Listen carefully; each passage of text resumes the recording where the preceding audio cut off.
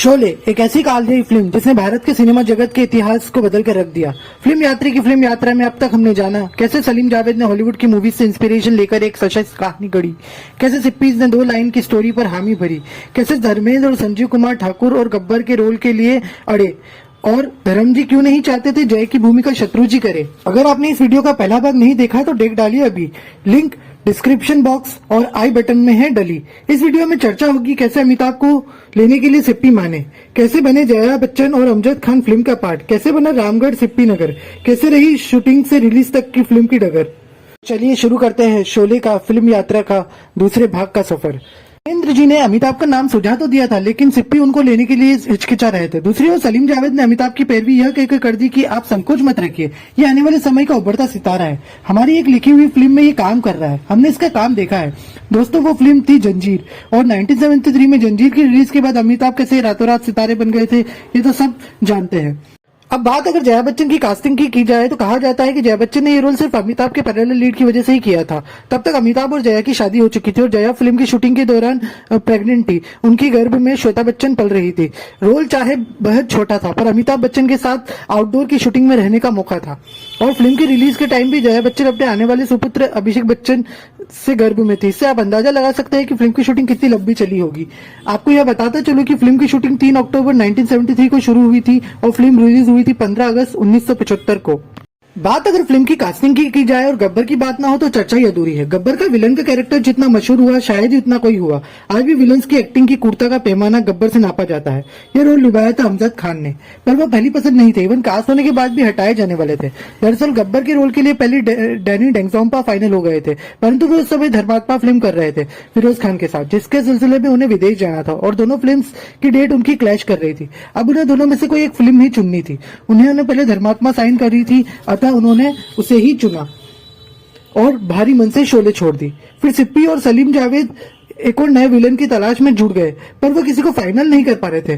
कुछ समय पहले जावेद अख्तर ने अमजद खान का एक प्ले देखा था और उनकी एक्टिंग की तारीफ करते नहीं थके थे। दरअसल जावेद जी तो भूल गए थे, पर सलीम जी ने याद दिलाया कि तुम कहते थे ना तुमने किसी का प्ले देखा है और उसकी एक्टिंग की तुम तारीफ कर रहे थे। फौरन सिप्पी फिल्म्स के थ्रू अमजद खान को बेंगलोर बुलाया गया। परंतु हुआ यूं कि जब अमजद खान को शूटिंग के लिए तैयार किया गया तो इतने नर्वस हो गए कि वो परफॉर्म नहीं कर पा रहे थे, ना रोल ला पा रहे थे, ना डायलॉग बोल पा रहे थे। सलीम जावेद तो उनको निकालने का मन बना चुके थे और किसी दूसरे एक्टर को ढूंढने लग गए थे, और सेट पर इस बात की सुगबुगाहट भी शुरू हो गई थी। पर सिप्पी साहब अमजद को टाइम देना चाहते थे, और फिर जो अमजद ने कैरेक्टर पकड़ा उसके चर्चे आज तक है। परंतु उनको निकालने की सुगबुगाहट की बात के बाद अमजद खान के रिश्ते सलीम जावेद से हमेशा के लिए खराब हो गए। फिर उन्होंने कभी भी साथ में काम नहीं किया। अब अगर बात फिल्म की शूटिंग लोकेशंस की जाए तो बेंगलोर के पास रामनगरम कस्बे का चट्टानी इलाका है जहां बड़ी बड़ी ग्रेनाइट की चट्टानें थी, फाइनल किया गया और उसके पास फिल्म का सेट लगाया गया। या यूं कहे तो ठीक होगा कि पूरा गांव ही बसा दिया गया, जिसमें पूरे 2.5 साल तक शूटिंग चली। इवन ये भी कहा जाता है कि बाकायदा मंदिर और मस्जिद की भी स्थापना की गई थी। फिल्म स्टार्स बेंगलोर के होटल में रहते और हर सुबह ही सेट यानी रामगढ़ आ जाते, उन्हें कोई दिक्कत ना हो इसलिए शूटिंग लोकेशन तक पक्की सड़क भी बनवा दी गई थी। और तो और कई बार शूटिंग करते करते जब स्टार थक जाते तो रात में होटल जाने की जगह सेट पर ही बने घरों में ही सो जाते।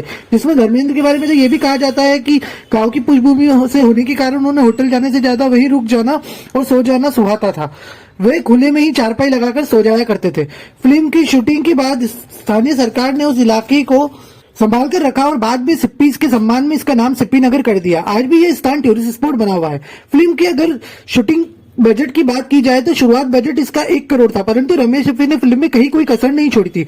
गांव से सारे रोड बनवाने से लेकर परफेक्शन ना आ जाने तक चाहे जितना भी वक्त लगता या दिन लगते हुए परवाह किए बिना सीन की शूटिंग करते। ऐसा कहा जाता है कि फिल्म का स्टार्टिंग सीक्वेंस ही खाली 17 दिन में शूट हुआ था। सलीम जावेद जी ने एक इंटरव्यू में यह तक कहा था कि अगर फिल्म का निर्माण सिप्पी की जगह कोई और कर रहा होता तो शायद ये फिल्म ऐसी ना बन पाती। सिप्पी ने फिल्म में दिल खोलकर खर्चा किया। यहाँ आपको बताते चलो कि फिल्म 3 करोड़ रुपए में बनकर तैयार हुई थी और फिल्म ने टिकट खिड़की पर 15 करोड़ की कमाई की थी। अतः फिल्म ने सिप्पीज को बजट से 5 गुना कमाकर दिया। परंतु क्या आप जानते हैं कि फिल्म की रिलीज पर इसकी बहुत वजीयत हुई थी। इसे फिल्म क्रिटिक्सों ने बहुत कोसा था और इसे एक फ्लॉप फिल्म भी डिक्लेयर कर दिया गया था। दरअसल फिल्म अपने पहले 2 हफ्ते में खास कमाल नहीं दिखा पाई थी।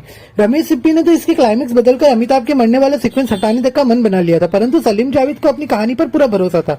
इसे उनका कन्विक्शन कह ले या ओवर कॉन्फिडेंस। उन्होंने लीडिंग अखबारों में एक एडवर्टाइजमेंट छपवाई शोले फिल्म की और लिखवाया कि यह फिल्म हर टेरिटरी में 1 करोड़ कमाएगी, परंतु वह आधे ही सही साबित हुए। फिल्म ने हर टेरिटरी में 3 करोड़ कमाए।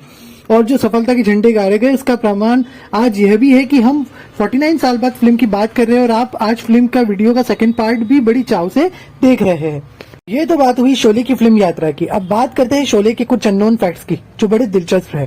फैक्ट नंबर 1, फिल्म में गब्बर का कैरेक्टर इतना फेमस हुआ था कि उसे ब्रिटानिया कंपनी ने अपने एड पब्लिसिटी में यूज किया था और ये ऐसा पहली बार हुआ था कि किसी विलन कैरेक्टर को यूज किया गया हो। और तो और ब्रिटानिया की बिस्किट्स के सेल भी डबल हो गए थे।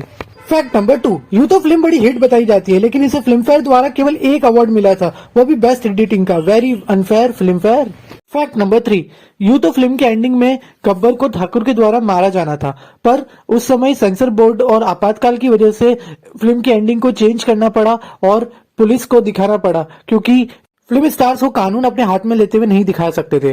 फैक्ट नंबर 4, इस फिल्म में एक गाना सुना होगा आपने, महबूबा महबूबा। ये गाना पहले आशा भोसले की आवाज में रिकॉर्ड होने वाला था, लेकिन जब आर डी बर्मन ने उन्हें सॉन्ग गा के सुनाया तो आशा भोसले ने कहा कि मैं इसे रिकॉर्ड नहीं कर सकती, इसे आपसे बेहतर हो कोई रिकॉर्ड नहीं कर सकता।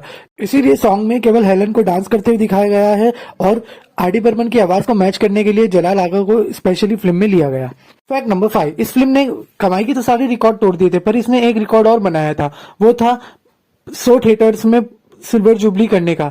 यानी फिल्म इंडिया के 100 थिएटर्स में 25 हफ्तों तक लगातार रन हुई थी, जो अपने आप में एक रिकॉर्ड है और इसके बाद ये रिकॉर्ड किसी ने भी नहीं तोड़ा है। तो फ्रेंड्स, ये थी हमारी शोले के ऊपर फिल्म यात्रा। कैसी लगी आपको? पसंद आई हो तो लाइक शेयर सब्सक्राइब करके आपका जवाब हमें जरूर दीजिएगा और आप अगली कौन सी मूवी की फिल्म यात्रा देखना चाहते हैं ये भी जरूर बताइएगा। गुड बाय दोस्तों, टेक केयर।